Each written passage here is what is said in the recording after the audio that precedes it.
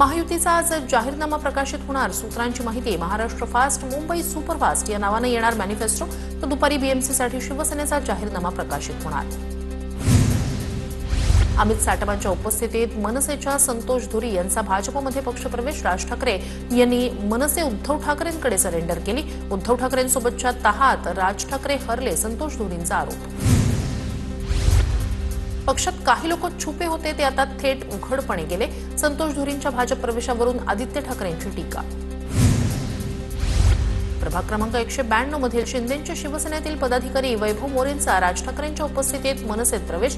शिंदे गटात आमच्याकडे लक्ष दिलं जात नाही, वैभव मोरेंचा पक्षप्रवेशानंतर आरोप। ठाण्यात शिंदेंच्या शिवसेनेचे माजी नगरसेवक माणिक पाटील यांचा ठाकरेंच्या सेनेत प्रवेश। प्रभाग क्रमांक 16 मध्ये ठाकरेंच्या सेनेकडून माणिक पाटील यांना पाठिंबा। ठाकरेंच्या सेनेकडून माणिक पाटील पुरस्कृत उमेदवार म्हणून जाहीर। पुण्यात प्रभाग क्रमांक 9 आणि 11 मध्ये ठाकरेंच्या सेनेला धक्का। ठाकरेंच्या महापालिकेतील अधिकृत उमेदवारांचा शेकडो कार्यकर्त्यांसह भाजपमध्ये प्रवेश। पुणे महापालिकेत भाजपच्या विजयाची नांदी असल्याची चंद्रकांत पाटील यांची प्रतिक्रिया। आरोप करताना अनेकांनी पातळी सोडली, त्यांना उत्तर देण्यात इंटरेस्ट नाही। अजित पवारांच्या आरोपांवर भोसरीचे आमदार महेश लांडगे यांची प्रतिक्रिया। लातूर शहरातून विलासराव देशमुखांच्या आठवणी पुसल्या जातील। भाजप प्रदेशाध्यक्ष रवींद्र चव्हाण यांचं लातूरमधील कार्यकर्त्यांच्या मेळाव्यात वक्तव्य। टीकेची सूड उठल्यानंतर रवींद्र चव्हाणांकडून दिलगिरी व्यक्त। कुणाच्या भावना दुखावल्या असतील तर दिलगिरी व्यक्त करतो, चव्हाणांचं वक्तव्य। जनतेच्या मनात कोरलेली नावं पुसता येणार नाहीत, रितेश देशमुख यांची प्रतिक्रिया। तर रवींद्र चव्हाणांचं वक्तव्य दुर्दैवी, निषेध करतो, अमित देशमुख यांचं वक्तव्य।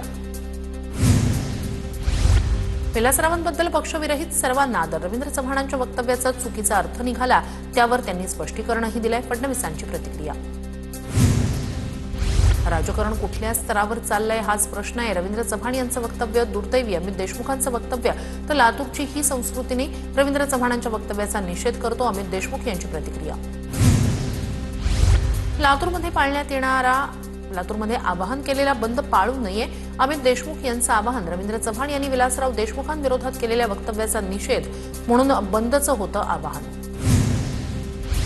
विलासराव देशमुखांच्या काळात अनेक चांगली कामं आणि वाईट गोष्टीही झाल्या, मात्र ते आता हयात नाहीयेत, त्यामुळे त्यांच्याबद्दल बोलणं योग्य नाही। एमआयएमचे खासदार असदुद्दीन ओवैसी यांची प्रतिक्रिया। जोपर्यंत लातूर अस्तित्वात आहे तोपर्यंत विलासराव देशमुख यांचं नाव राहील, खासदार डॉक्टर शिवाजी काळगे यांचं वक्तव्य। रवींद्र चव्हाणांचं वक्तव्य दुर्दैवी, खासदार शिवाजी काळगे यांची प्रतिक्रिया।